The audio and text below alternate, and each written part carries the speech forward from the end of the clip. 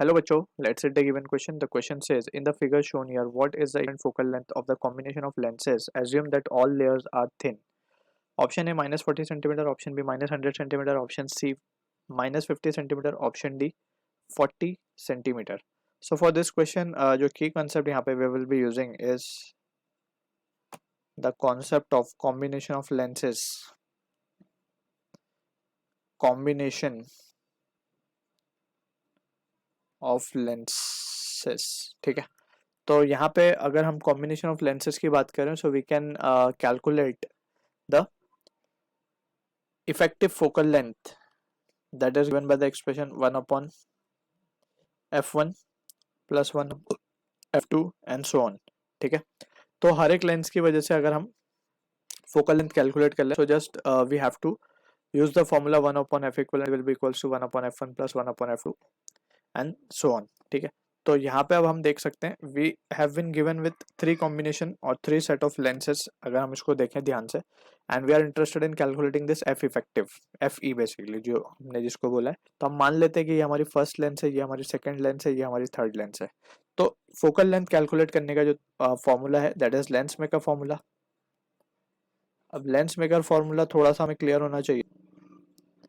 Lens maker formula actually क्या बोलता है, it is 1 upon f is equal to mu of lens upon mu of medium minus 1 into 1 upon r1 minus 1 upon r2. Refractive index of lens है mu l, refractive index of medium is mu m, and r1 is the first radius of first refracting surface, r2 is the radius of second refracting surface. ठीक है, तो ये formula हम लगाएंगे और f1 f2 और f3 तीन lens है तो तीन ढूंढेंगे और तीनों को एड अप कर देंगे. ठीक है, तो सिंपली सबसे पहले हम बात करते हैं f1 के लिए. तो 1 अपॉन f1 यानी कि ये वाला लेंस है, यहाँ पे हम इसको साइड में छोटा ड्रॉ कर लेते हैं. इस तरीके से ये लेंस है हमारा. ठीक है ना, ये कुछ इस तरीके का लेंस है. अब इसमें अगर हम ध्यान से देखें तो यहाँ पे देख सकते हैं ये जो बाहर वाला मीडियम है ये तो एयर है, हम मान लेते हैं. ठीक है, अंदर वाले मीडियम का रिफ्रैक्टिव इंडेक्स 1.6 गिवन है. इसका रिफ्रैक्टिव इंडेक्स कितना गिवन है, 1.6. ठीक है, एंड ये जो है बाहर एयर है तो refractive index will be 1. Clear. तो अब यहाँ पे रिफ्रैक्टिव इंडेक्स ऑफ लेंस लिखना है यानी कि 1.6 divide by 1 minus 1 into first refracting surface के लिए ये है हमारा फर्स्ट रिफ्रैक्टिंग सरफेस. अगर लाइट हम टुवर्ड्स राइट साइड मान रहे हैं पॉजिटिव, तो हम ये देख सकते हैं कि इस जो प्लेन सरफेस है, फर्स्ट रिफ्रैक्टिंग सरफेस हमारा प्लेन है, तो इसका रेडियस जो आएगा वो टुवर्ड्स लेफ्ट साइड आएगा, क्योंकि हम सारे ही मेजरमेंट ऑप्टिकल सेंटर से करते हैं लेंस के. ये चीज़ भी हमें पता होनी चाहिए. तो ये नेगेटिव आएगा और ये इन्फिनिटी होगा क्योंकि ये प्लेन सरफेस है, तो -1 ओवर इन्फिनिटी. माइनस R2 की बात करें तो ये सेकेंड सरफेस है ये वाला, इसका रेडियस टुवर्ड्स राइट साइड लाई कर रहा है, that is in the direction of incident light, तो ये पॉजिटिव आएगा और फॉर्मूले में नेगेटिव साइन है, तो this will B -1 upon R1. Clear है, इसका रेडियस R1 है. अब इसको अगर हम सॉल्व कर लें तो ये हो जाएगा हमारे पास 1.6 माइनस 1 विल बी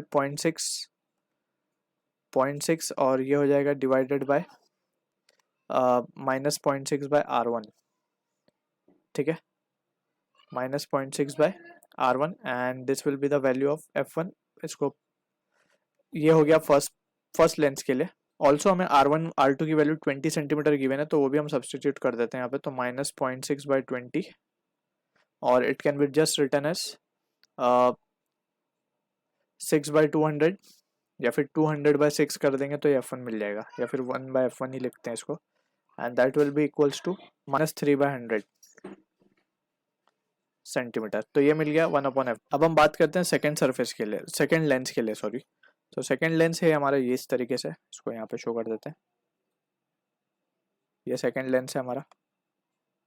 अब सेकेंड लेंस के लिए हम सिंपली डायरेक्ट फार्मूला अप्लाई करेंगे. 1 upon f2 will be equals to lens का जो रिफ्रैक्टिव इंडेक्स है बेसिकली वो कितना गिवन है. लेंस का refractive index is given as 1.5. तो हम इसको लिख सकते हैं लेंस का जो है वो है 1.5. मीडियम अगेन 1 है क्योंकि इसको हम आइसोलेटेड अलग अलग तीनों लेंसेज को ले रहे हैं, तो इसका मीडियम अभी भी एयर है.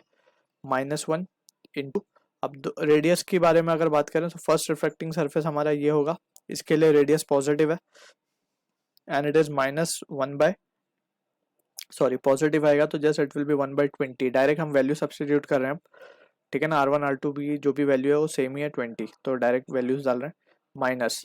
अब सेकेंड रिफ्लेक्टिंग सरफेस का जो मेजरमेंट होगा वो टुवर्ड्स लेफ्ट साइड होगा, जो कि नेगेटिव नेगेटिव पॉजिटिव बना देगा, सो इट विल बी दिस।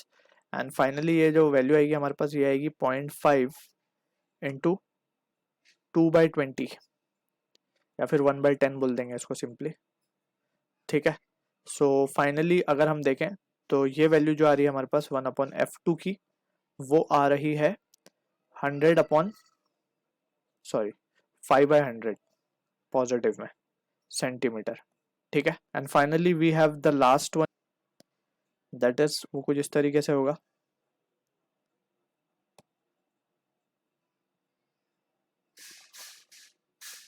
इस तरीके से। यहाँ पे again formula direct 1/f3 will be equals to lens का जो रिफ्रैक्टिव इंडेक्स है 1.6/1 - 1 इंटू, अब फर्स्ट के लिए अपोजिट डायरेक्शन में एक्ट होगा तो नेगेटिव यानी -1/20, और सेकेंड वाला तो प्लेन सरफेस है, इनफाइनाइट पे जाएगा तो वो तो जीरो ही होने वाला है।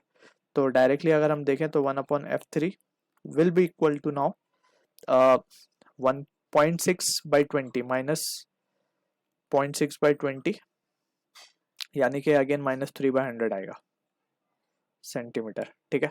अब सिंपली हम तीनों को ऐड कर देंगे to get the equivalent, so we can write 1/f equivalent will be equals to, therefore 1/f equivalent will be equals to -3/100 plus 5/100 minus 3/100। तो सिंपली इनको जब हम सॉल्व करेंगे so it will comes out to be -1/100, and finally f equivalent की value जो आ जाएगी वो आ जाएगी -100 centimetre. So this is the answer for the question we are getting, जो कि हमारा मैच हो रहा है ऑप्शन बी के साथ। So I hope you understood the solution. All the best.